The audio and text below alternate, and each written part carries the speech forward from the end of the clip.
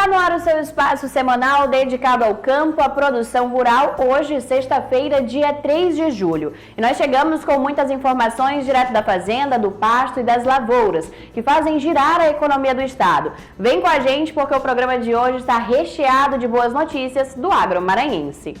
E olha, o crescimento acelerado no setor do agronegócio no estado fortalece a economia regional e ganha protagonismo nacional, com o Porto do Itaqui se consolidando como um ponto estratégico para o escoamento de grãos e celulose rumo ao mercado internacional. Caminhões chegam em fila, guindastes se erguem como sentinelas de ferro e o ritmo da logística não dá sinais de desaceleração.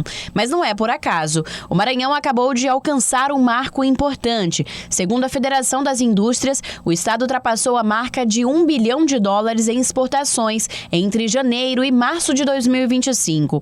O número representa um crescimento de pouco mais de 2% em relação ao mesmo período do ano passado e confirma uma tendência de expansão gradual no comércio exterior maranhense.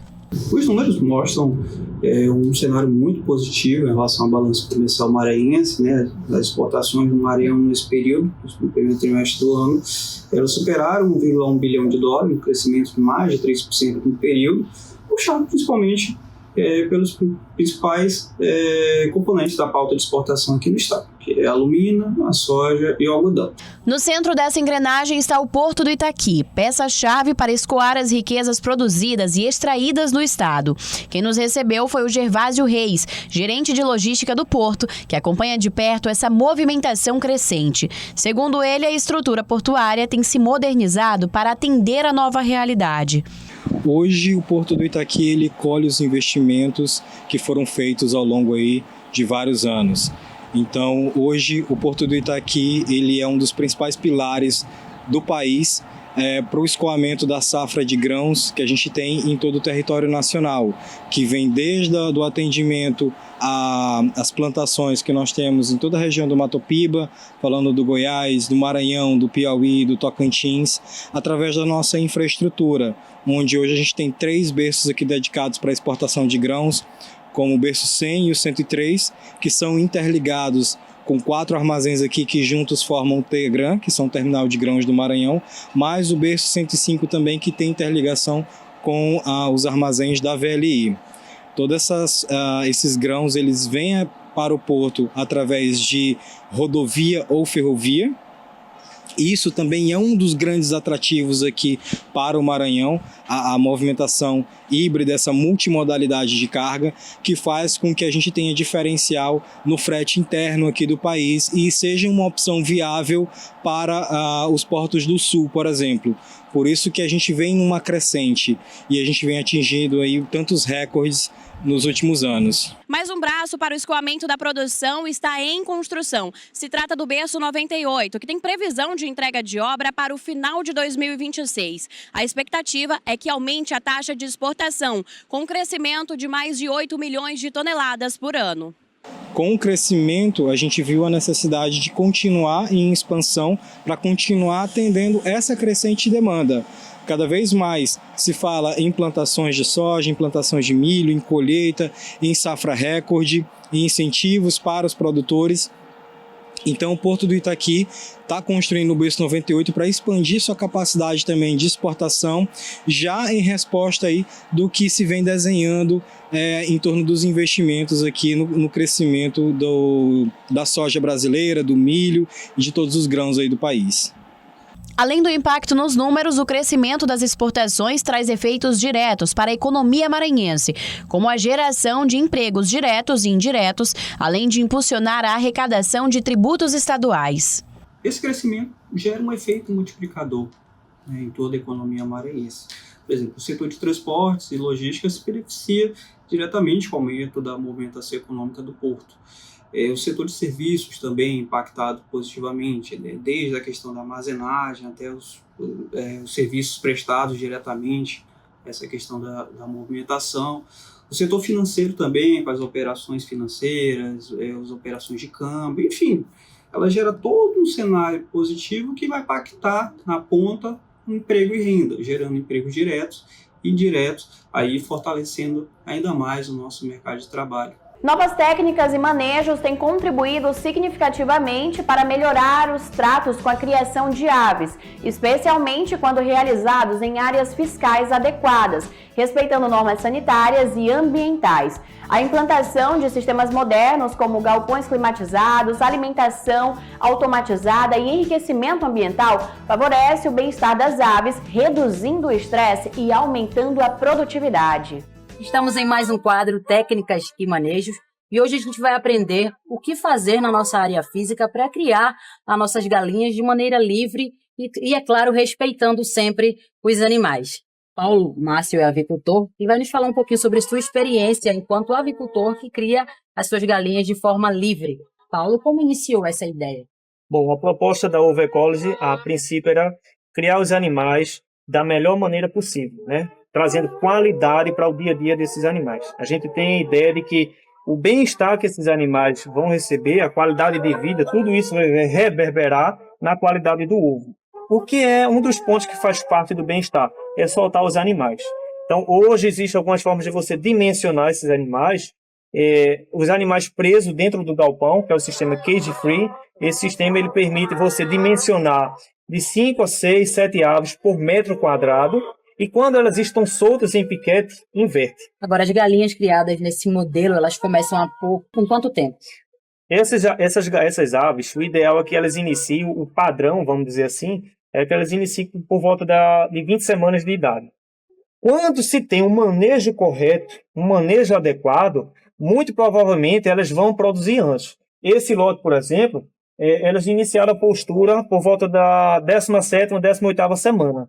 Isso é muito bom, porque mostra que o lote está sadio, está uniforme, está muito uniforme, né? Isso é um ponto importante se observar, e elas iniciam a produção antes, mas por volta da 20ª semana é quando inicia o ciclo produtivo, e se estende até as 90 semanas de idade. Então, não se pode criar os animais sem poder proporcionar bem-estar, conforto para o dia a dia dele, e o ovo vai ser consequência disso. Paulo, muito obrigada. E vamos garantir o bem-estar animal. E esse foi mais um quadro Técnicas e Manejos. E olha só, um fato curioso, o número de jumentos vem reduzindo significativamente em todo o país. De acordo com o Ministério da Agricultura e Pecuária, ao longo de 3 décadas, a queda no número desses animais é preocupante. Até 1999, era um pouco mais de 1 milhão em todo o país. Já em 2025, o rebanho reduziu para apenas 78 mil. O rebanho de jumentos no Brasil entrou em colapso nos últimos anos, com uma redução de 94% desde 1999. Dados divulgados pelo MAPA, Ministério da Agricultura e Pecuária, apontam que o país passou de 1,37 milhão de jumentos em 1999 para cerca de 78 mil animais em 2025. O jumento crioulo é um jumento pequeno, miudinho. Entendeu? E o povo não quer mais um bicho pequeno demais. Quer jumento pega, jumento graúdo, bonito. E na porção, quando fazer cobertura com égua, vai tirar os burros graúdos. É isso que todo mundo quer. E tem andamento, que o crioulinho não tinha andamento. O crioulinho sempre é treco, trotando em cima das pernas. Tá na beira da extensão. É triste pra gente. Daqui a 20, 30 anos, a criança não vai saber o que é um jumento.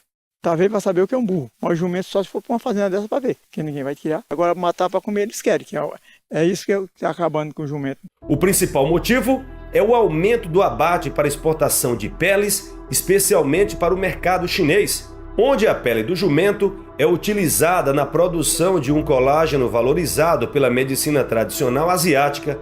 De 2018 a 2024, cerca de 248 mil jumentos foram abatidos em frigoríficos com inspeção federal. O couro do jumento, quando você tira ele, quando você raspa o pelo, e tem aquela camada do couro que geralmente é preta, embaixo dela tem o eijão, é aquela pele branca. O eijão, na medicina tradicional chinesa, ele é usado para mulheres que são inférteis, para tirar as estrias das mulheres que têm aquela gravidez, que fica muito obesa, que ficam com aquelas estrias na barriga. E também ela é um estimulante sexual e serve muito para tratamento de pele. É isso que está dizimando o jumento. Agora, eles também tiram a carne, se eu não me engano, a carne são vendidas para países como Peru, Equador, a carne. E os ossos são vendidos para a fábrica de ração de cachorro. Então, quer dizer, estão realmente dizimando um patrimônio nacional. Além disso, o abandono desses animais, especialmente no Nordeste, agrava o cenário. Durante décadas, jumentos foram essenciais para o transporte de carga e água em comunidades rurais. Com a mecanização e a perda do valor econômico, muitos passaram a vagar pelas estradas, ficando vulneráveis à captura e abate. Chamados também de burros de carga, os jumentos exerciam papéis importantes tanto na cidade quanto no campo, através do transporte de água, alimentos e diversos outros produtos. Mas com a facilidade ofertada por tratores e até motocicletas, esses belos animais estão sendo deixados para trás. Há 40 anos atrás não tinha trator, né? Nós tinha que trabalhar tudo no jumento.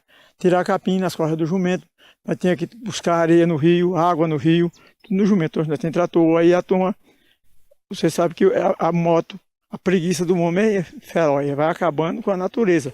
Embora o jumento não esteja classificado globalmente como uma espécie ameaçada de extinção ainda, em nível regional, algumas populações estão sim em risco e podem desaparecer se não houver medidas de proteção e controle mais eficazes. A justiça, a polícia não vê isso. Não interessa a eles não são criadores, não nasceram no campo. Agora a gente que nasceu no campo, que precisa, que sabe que um jumento quanto vale, a gente tem que sentir. E assim a gente encerra o Agro Record de hoje, sempre com orgulho de mostrar o que o nosso campo tem de melhor, seja na produção, na inovação ou nas histórias de quem vive da terra. Obrigada pela sua companhia e no próximo programa a gente volta com mais informação, curiosidades e tudo que movimenta o agro no nosso país. Você pode rever os nossos conteúdos através do portal suacidade.com ou do nosso Instagram tvcidade.ma. E não perca o próximo episódio. Até a próxima sexta.